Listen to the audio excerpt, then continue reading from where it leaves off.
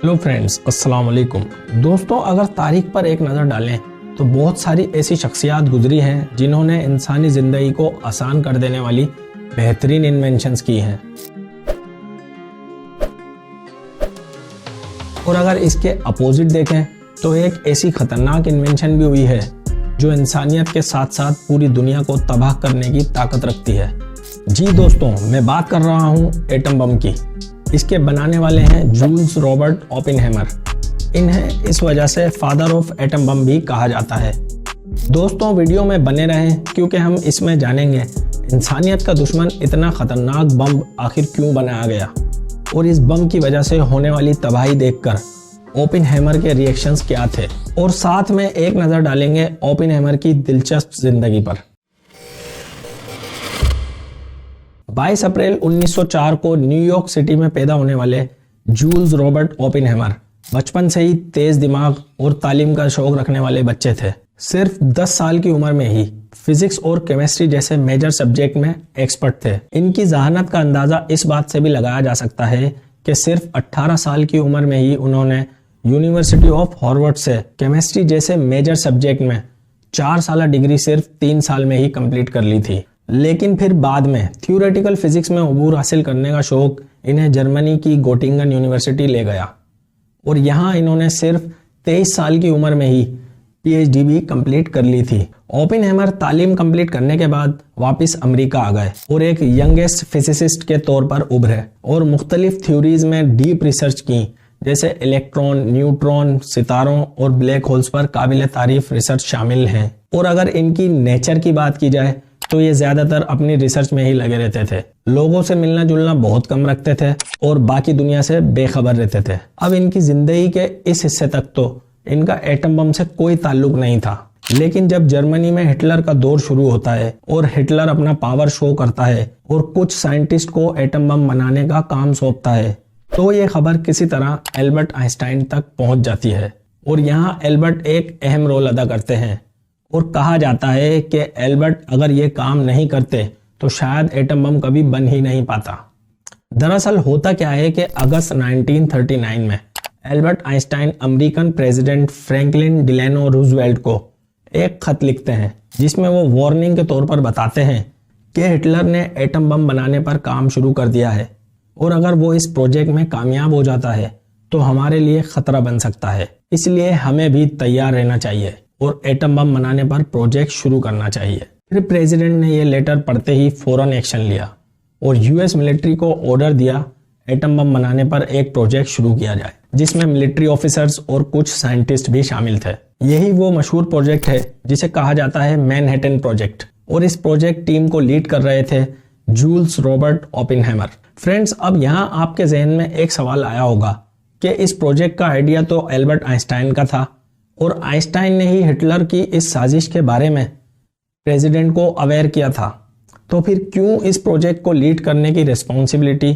Oppenheimer के हाथ में दी गई? अब दरअसल बात यह थी कि प्रेसिडेंट ने आइंस्टाइन के मशवरे पर एटम बम बनाने का इरादा तो किया, लेकिन इन्हें आइंस्टाइन पर शक भी था क्योंकि आइंस्टाइन का ताल्लुक जर्मनी से था और इसलिए यूएस आर्मी समझती थी यह हमें गुमराह करने की कोई आइंस्टाइन की ट्रिक भी हो सकती है, और इन सब चीज़ों की वजह से इन्हें आइंस्टाइन से सिक्योरिटी खदशात थे।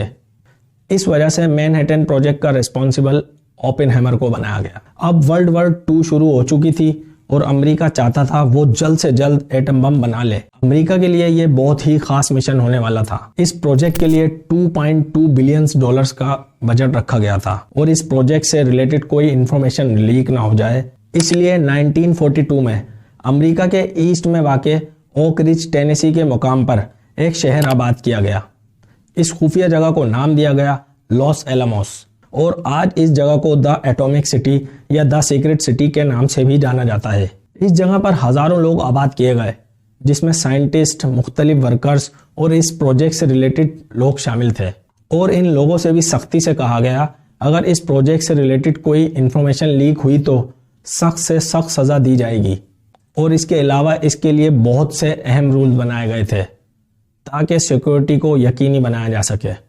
फ्रेंड्स, एटम बम बनाने के लिए सबसे ज़रूरी चीज़ है यूरेनियम, और आप तो जानते हैं एक एटम 3 चीज़ों से मिलकर बनता है, प्रोटॉन, इलेक्ट्रॉन और न्यूट्रॉन, और हर एलिमेंट में इन तीनों की तादाद अलग अलग होती है। यूरेनियम जमीन से निकाले जाने वाली वो धात है जो वजन में भी ज्यादा होती है, और इसके एक एटम में न्यूट्रॉन की तादाद 146 जबकि प्रोटॉन 92 होते हैं, और अगर इन्हें प्लस किया जाए तो एक खास वैल्यू बनती है, यूरेनियम 238। इस वैल्यू को एटॉमिक मास या आइसोटोप 238 भी कहा जाता है। वैसे तो ओपेनहेमर न्यूक्लियर फिजन पर पहले से रिसर्च कर रहे थे, लेकिन इस सीक्रेट सिटी में मौजूद हर साइंटिस्ट का एक ही टास्क था कि कैसे यूरेनियम 238 से यूरेनियम 235 निकाला जाए, क्योंकि यूरेनियम 235 खुद ही अनस्टेबल है। इसकी इस अनस्टेबिलिटी की वजह से यह बार बार टूटता रहता है, और इस वजह से भी कुछ न्यूट्रॉन्स बनते हैं, और अगर कोई न्यूट्रॉन इससे आकर टकराए तो इस अमल से भी यूरेनियम 235 टूट जाता है और काफ़ी ज़्यादा एनर्जी पैदा करता है। इस प्रोसेस को न्यूक्लियर फिजन कहते हैं। इस अमल के बार बार होने की वजह से इस प्रोसेस को चेन रिएक्शन भी कहा जाता है। ये चेन रिएक्शन एक लम्हे से भी कम वक्त में कंप्लीट हो जाता है और नतीजतन खतरनाक धमाका देखने को मिलता है। जब साइंटिस्ट यूरेनियम 235 बना रहे थे तो साथ में एक और खतरनाक एलिमेंट भी बनाया गया जिसका नाम था प्लूटोनियम 239। ये पूरी तरह से नेचुरल एलिमेंट नहीं था, क्योंकि ये यूरेनियम को खास प्रोसेस से गुजार कर बनाया गया था, और प्लूटोनियम का चेन रिएक्शन यूरेनियम से बहुत ज़्यादा तेज था। इसलिए प्लूटोनियम से बना बम यूरेनियम से बहुत ज़्यादा खतरनाक होने वाला था। इसलिए साइंटिस्ट ने डिसाइड किया अब एक नहीं 2 बम बनाए जाएंगे। पहला बम लिटिल बॉय के नाम से बनाया गया जिसमें यूरेनियम 235 इस्तेमाल हुआ, और दूसरा बम बनाया गया फेट मैन के नाम से, इसमें प्लूटोनियम 239 यूज हुआ। फिर फाइनली ये बम बना लिए गए और अब बारी थी इन बम्स के एक्सपेरिमेंट की, और एक्सपेरिमेंट के लिए चुना गया प्लूटोनियम से बना फेट मैन बम।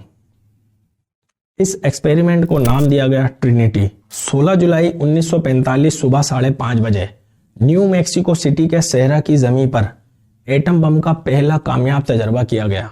इस बम को जब डेटोनेट किया गया तो इतनी ज्यादा गर्मी पैदा हुई कि वहां मौजूद स्टील टावर भी पिघल गया था। इस धमाके से इतना धुआं पैदा हुआ कि एक मशरूम शेप का धुएं का बादल आसमान में 12 किलोमीटर की हाइट तक जा पहुंचा, और इसकी शॉक वेव्स 160 किलोमीटर के फासले तक महसूस की गईं। इस तबाही को देखकर वहां मौजूद सब साइंटिस्ट समेत ओपेनहेमर भी हैरान और परेशान हो गए थे, और ओपेनहेमर के मुंह से जुमला निकलता है कि अब मैं मौत बन गया हूं, दुनिया को तबाह करने वाला। Now I am become death, the destroyer of worlds. क्योंकि यह धमाका ओपेनहेमर की एक्सपेक्टेशन से बहुत ज्यादा बड़ा था।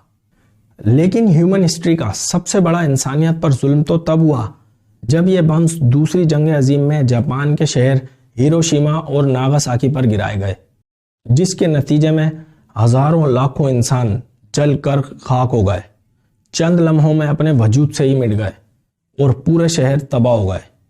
इस तबाही को देखकर जापान ने अमेरिका के आगे घुटने टेक दिए थे और यूं खत्म हुई थी दूसरी जंग अजीम। लेकिन इस तबाही को देखकर खुद ओपेनहेमर ही इस एटॉमिक बम के खिलाफ हो गए थे, क्योंकि इन्हें बहुत अफसोस हुआ था कि इन्होंने इतना खतरनाक हथियार इंसानों के हाथ में दे दिया है। अब आगे दुनिया और इंसानियत का क्या होगा।